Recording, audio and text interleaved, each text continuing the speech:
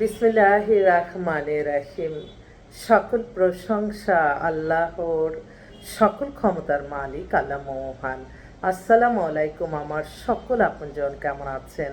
আবারও চলে আসলাম আপনাদেরই কান্তাপা। আল্লাহর নামে কাজ শুরু করলাম।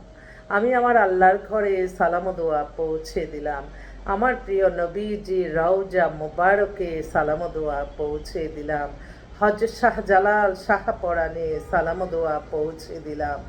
আজমি শরীফে সালাম ও দোয়া পৌঁছে দিলাম। মাইজ ব্যান্ডার শরীফে সালাম ও দোয়া পৌঁছে দিলাম। আল্লাহ, আপনি নামাজ রোজা ইবাদত বন্দিকে কবুল আর মঞ্জুর করে নেন। আল্লাহ, আপনার ঘরে যাওয়ার তৌফিক দান করেন। আমিন।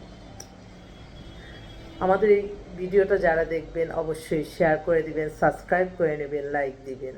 এটা হচ্ছে বিয়ে শাদির একটা মাধ্যম।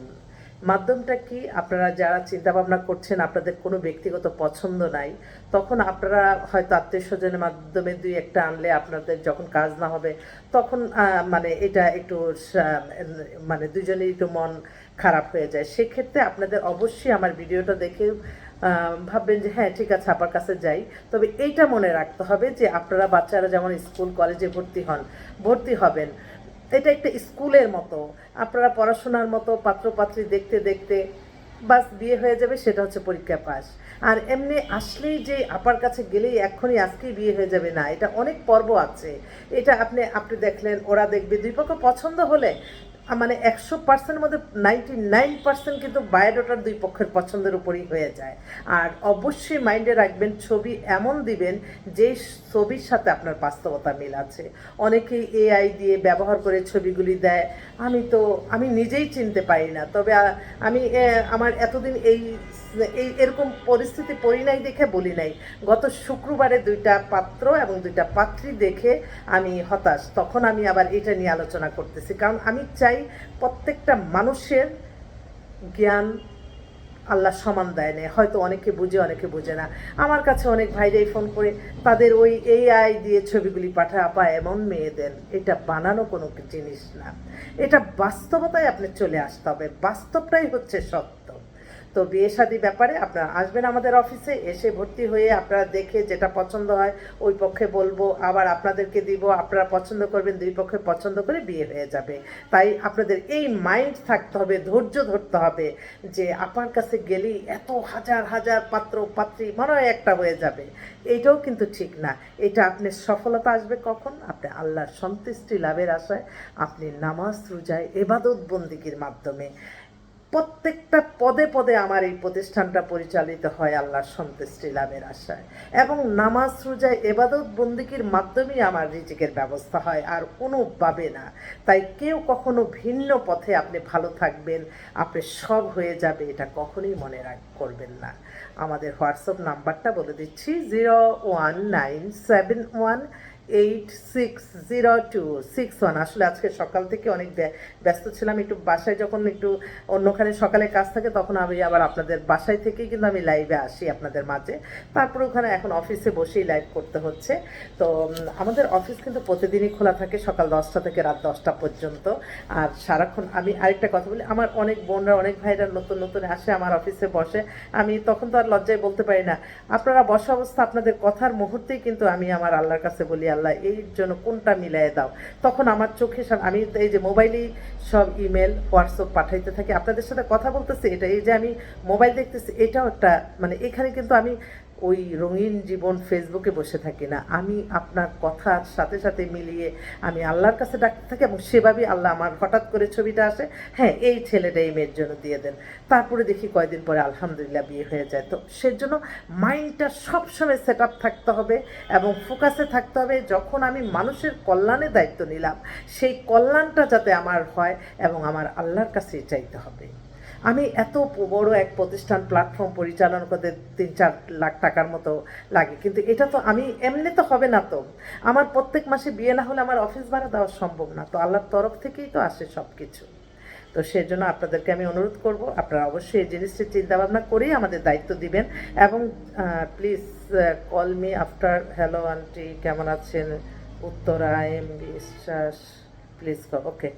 তো আজকে আমি একটু মানে বেশ কয়েকটা ভালো পাত্র আসছে, তাদের জন্য আমার পাত্রী প্রয়োজন, কারণ এই ফ্রাইডেতে ওরা প্রত্যেকে আসবে, এখন থেকে জানাই দিল। ছেলে হচ্ছে ইস্কাটনের বাসা, ওদের নিজস্ব বাড়ি গাড়ি সব কিছু আছে। ছেলে হচ্ছে 86-এ ডেট অফ বার্থ, হাইট 5'9", হ্যাঁ। ও হচ্ছে BBA MBA, সে ব্যাংকের অনেক বড় অফিসার হিসাবে জয়েন করছে। বাবা civil engineer, mother house wife, বাড়িটারি আছে। ওই যে একটু বাছাবাছি করতো, উজ্জ্বল শ্যামলা।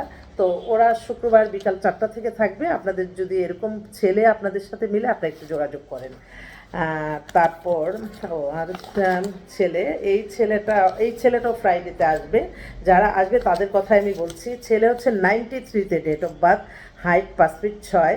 সে হচ্ছে আসানো ইলেকট্রিক অ্যান্ড ইলেকট্রনিক্স ইঞ্জিনিয়ার। ও একটা ডেভেলপ কোম্পানিতে আছে, ধানমন্ডিতে নিজের ফ্ল্যাটে থাকে, ভালো ফ্যামিলি। ওরা একটা ধার্মিক মেয়ে চায়, হিজাব তাদের ফার্স্ট চয়েস। আরেকটা ছেলেও ইঞ্জিনিয়ার, ওদের বাসা পল্টনে, 94-এর ডেট অফ বার্থ, 96, হাইট হচ্ছে 5'7". ওরা একটা ব্যবসায়ী, নোয়াখালী ডিস্ট্রিক্টের মেয়ে চাচ্ছে, নোয়াখালী।